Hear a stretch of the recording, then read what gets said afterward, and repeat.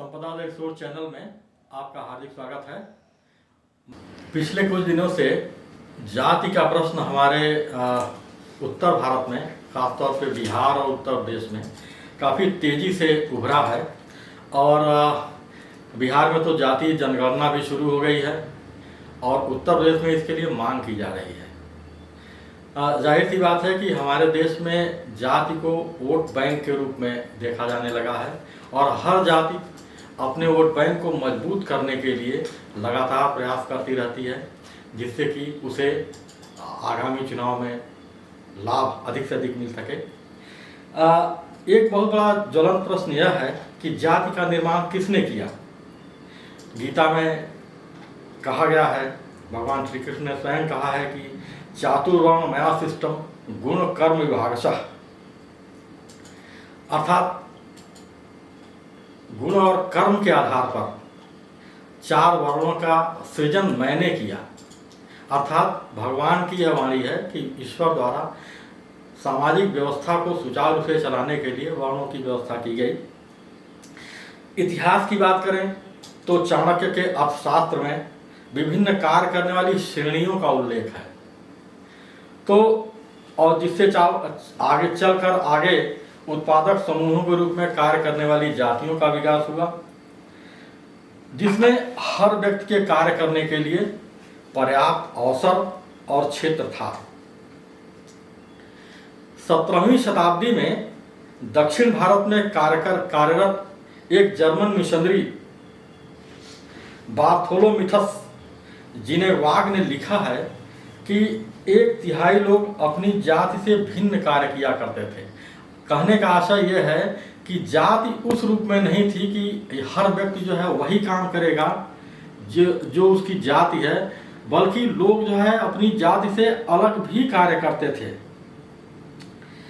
अर्थात पद संबंधी राजकीय क्रियाकलाप जैसे सभासद का काम, शिक्षक, पुरोहित, कवि, यहाँ तक कि राजा होना भी किसी समूह विशेष का अधिकार नहीं था, यानी कि सबके लिए खुला हुआ था। अर्थात जाति बंधन 17वीं शताब्दी तक हमारे समाज में ऐसा नहीं था कि आप इस जाति के हैं वही कार्य बाध्यकारी रूप से आपको करना है, बल्कि लोग अन्य कार्य करने के लिए भी स्वतंत्र थे। इससे यह बात भी स्पष्ट होती है कि पारंपरिक हिंदू समाज में जातियां एकता और जुड़ाव का आधार होने के साथ साथ अपने समूह को आर्थिक सुरक्षा देती थीं। इसमें कोई बाध्यता नहीं थी या व्यवस्था नहीं थी, बल्कि हर व्यक्ति किसी भी कार्य को करने के लिए स्वतंत्र था। अपनी योग्यता के अनुसार, अपनी क्षमता के अनुसार वह दूसरे कार्य भी कर सकता था। देखा जाए ऐतिहासिक दृष्टि से यदि हम ध्यान दें और विचार करके देखें तो पिछले 100-150 सालों में ही जातियों की सूची हमारे यहाँ बनती हुई दिखाई देती है और यह अंग्रेजी शासन की व्यवस्था में, जो अंग्रेजों के शासन का दौर रहा है, लगभग 1947 से पहले 1857 और 1947 के बीच जो 190 सालों का जो शासन का उनका समय रहा है, उसी कालखंड में जातियों की रूढ़िबद्धता जो आज हमें दिखाई देती है वह विकसित होती है, स्थापित होती है। उसके पहले ये असंख्य जातियां जो हमारे यहाँ हजारों जातियों की बात कही जा रही है और गिन करके दिखाया जाता है, वह जातियां हमारे यहाँ नहीं थीं। अगर हम पीछे के इतिहास की बात करें तो मौर्य काल में ग्रीक यात्री जो कोर्टियर भी था, वह मेगस्थनीज आता है और वह जो है पूरे मगध साम्राज्य का भ्रमण करता है, पाटलिपुत्र में निवास करता है। उसने 7 जातियों का उल्लेख किया है अंग्रेजों द्वारा, और इसके वेनसांग जो 7वीं शताब्दी में आता है हर्ष के काल में, और उसने 4 जातियों का उल्लेख किया है अपने पुस्तक में। अंग्रेजों द्वारा, जैसा कि मैंने अभी कहा कि ये जातियों का जो गठन और जातियों के बारे में जो बहुत सी असंख्य जातियों की सूचना दी जाती है वो अंग्रेजों के काल में होती है। और अंग्रेजों द्वारा 1891 में जो जनगणना कराई गई उसमें बहुत सी जातियों की खोज की गई। उन्होंने हर छोटे छोटे जो लोग रोजगार कर रहे थे उसको भी जाति के रूप में मान्यता दे दिया। ब्रिटिश प्रशासक हर्बर्ट रिस्ले ने 2378 जातियों और 43 नस्लों की इजाद किया। उसको उसने जो है अपनी वह लिखता है, और इसके अनुसार हर जाति एक नस्ल थी जिसकी एक भाषा थी। यानी कि जातियों की उन्होंने इजाद किया, उनकी जो है भाषा और उनकी नस्ल वह भी उन्होंने निर्धारित कर दिया। जबकि हमारे यहाँ तो कहा जाता है कि हर 5 को उसमें भाषा बदल जाती है। तो भाषा जो है किसी नस्ल की कैसे हो सकती है जो एक ही क्षेत्र में रहने वाले हों। लेकिन अंग्रेजों की तो क्या कहने, उन्होंने हमारे समाज को टुकड़े टुकड़े करने के लिए उन्होंने जातियों, नस्लों और भाषाई आधार पर विभिन्न जो है स्वरूप जो है निर्धारित कर दिए और गढ़े। इससे जाहिर है कि अंग्रेजों द्वारा भारतीय समाज को तोड़ने और खंडित करने के लिए हजारों जातियों और नस्लों का निर्माण किया गया।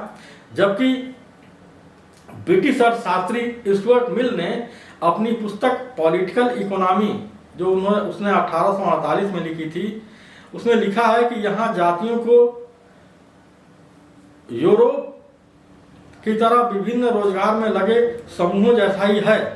इसमें कोई आपसी प्रतिस्पर्धा या विद्वेष नहीं था। सब लोग अपने अपने रोजगार में लगे हुए थे, उसमें कोई आपसी विद्वेष नहीं था। जाहिर है जातियों का निर्माण हमारे कथित भगवानों ने किया, न कि पंडितों और विद्वानों ने या सीधे सीधे ब्राह्मणों ने। यह जो आरोप लगाया जाता है ब्राह्मणों पर और पंडितों पर कि इन्होंने किया उन्होंने किया, जबकि उन्होंने ऐसा कुछ नहीं किया, बल्कि यह अंग्रेजों ने जो हमारे लगभग 200 सालों के इतिहास के हमारे पुरोधा रहे, हमारे भगवान रहे, उन्होंने किया। यह उन भगवानों ने नहीं किया जिनके बारे में कहा जाता है, जिनको सीधे सीधे टारगेट किया जाता है कि ब्राह्मणों पंडितों ने ऐसा किया। ऐसा कुछ नहीं किया। यह सिर्फ अंग्रेजों की गई और हमारे समाज को तोड़ने का एक भयानक षड्यंत्र था। जर्मन लेखक यूगेन एंडरसन ने अपने प्राच्य यात्रा वृत्तांत में जो 1669 में आया था, वो लिखता है कि गुजरात में सबसे प्रभावशाली वैश्य थे, न कि ब्राह्मण। अनेक विदेशी विद्वानों ने लिखा है कि सभी अपने में संतुष्ट थे, जाति को लेकर किसी में ईर्ष्या भाव नहीं था। देखा जाए तो हिंदुओं में श्रेष्ठता का आशय जाति नहीं बल्कि उनका ज्ञान, सत्य भाषण और सदाचरण ही रहा है। जिसमें यह प्रवृत्ति और योग्यता हो वह उस आदर और सम्मान का हकदार हो सकता था। इसीलिए सभी जातियों में ज्ञानी, संत, महात्मा आदि होते रहे हैं। और कहा जा सकता है रैदास, कबीर, मलुकदास, गुरु नानक इसके उदाहरण हैं। कहा जा सकता है कि हजारों वर्षों में हिंदू समाज में जातियां सुगठित और समर्थ इकाइयां थीं, जिसमें गतिशीलता और स्वतंत्रता थी। 11वीं सदी के शुरुआत में महमूद गजनवी के साथ आने वाला लेखक अलबरूनी, उसने जो अपनी किताब लिखी है उसमें बहुत साफ वो कहता है कि हिंदुओं में 4 जातियां थीं और उनमें कहीं कोई अस्पृश्यता नहीं थी, छुआछूत नहीं था। और वह यह भी कहता है कि ये जातियां सब नगरों में रहें चाहे गांव में रहें, सब एक साथ रहते थे। ऐसा नहीं था कि अस्पृश्यता या ऐसा कुछ क्षेत्र बना लिया गया हो और सब अलग अलग रहते हो, बल्कि सब लोग साथ रहते थे। इससे यह स्पष्ट है कि भारत में इस्लाम के बर्बर आक्रमण के समक्ष हिंदू शासकों के पराभव के कारण किसी तरह अपनी जान और अस्तित्व बचाने की चिंता में ही हिंदुओं में जो अलगाव और जड़ता दिखती है, वह मुसलमानों के बर्बर आक्रमण से अपने बचाने का जो यत्न करना था वह कहीं दिखाई देता है। तलवार के भय से बड़े पैमाने पर धन परिवर्तनों से भी समाज में दीनता और हताशा का भाव आया। ब्रिटिश काल में पंजाब में एक ब्रिटिश अधिकारी था होरेस आर्थर रोज, उसने अपनी एक किताब लिखी है जिसमें पंजाब के जातियों और जनजातियों की सूची वो पूरा लिखता है कि मुस्लिम शासक में अनेक राजपूतों का पतन हुआ और वे दीन समूहों में बदल गए। उदाहरण के लिए देश की उत्तरी सीमा पर स्थित हिमालय की तलहटी में रहने वाली थारू जनजाति जो है, जो उत्तर प्रदेश का जो उत्तरी हिस्सा है वहां पर निवास करती है, वह अपने आप को महाराणा प्रताप का वंशज कहती है। इसी तरह अंग्रेजों ने लड़ाकू जातियां, जो कंजर जो लड़ाकू जातियां थी, उनको जो है चोर और लुटेरा घोषित कर दिया। तो उससे भी उनका मोरली जो है वो डाउन हुई। अंग्रेज शासकों और मिशनरियों ने हिंदुओं के बीच पसरे भेदभाव की प्रक्रिया को और बढ़ाया, और यह प्रक्रिया दुर्भाग्य से आज भी जारी है।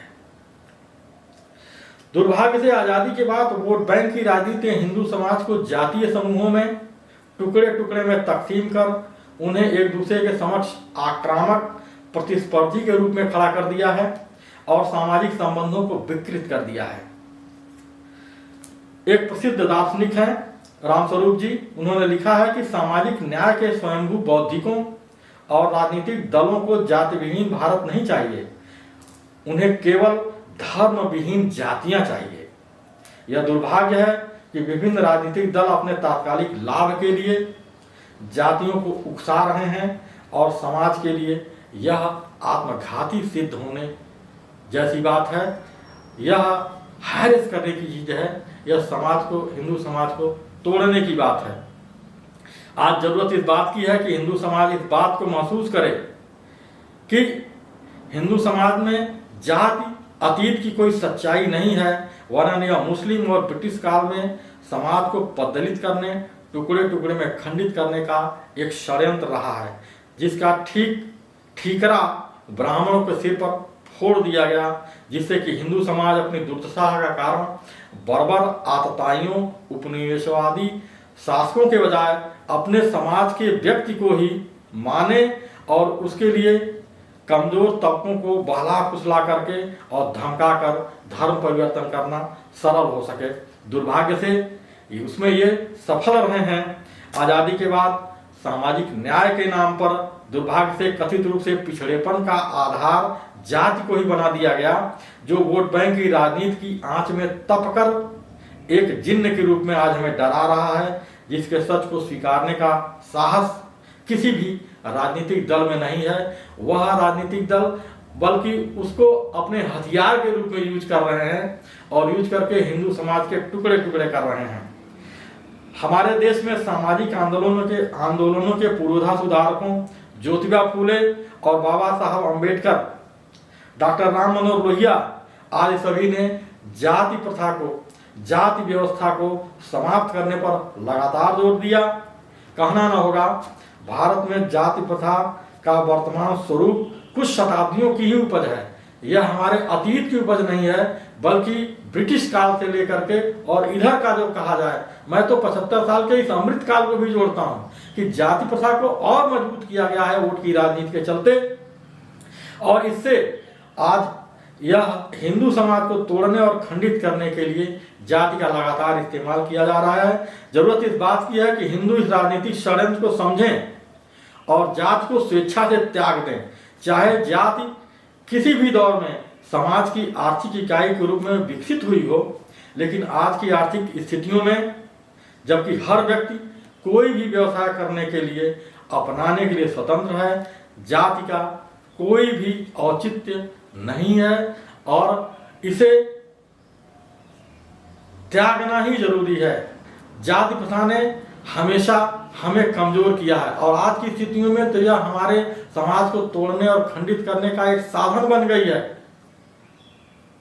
दुर्भाग्य हमारा यह है कि हमारे राजनीतिक दल इसको हथियार के रूप में यूज कर रहे हैं और किसी में वो वोट बैंक के लिए लगातार इसको मजबूत कर रहे हैं और किसी में भी जाति प्रथा के तिरस्कार करने का, उसका विरोध करने का साहस नहीं है।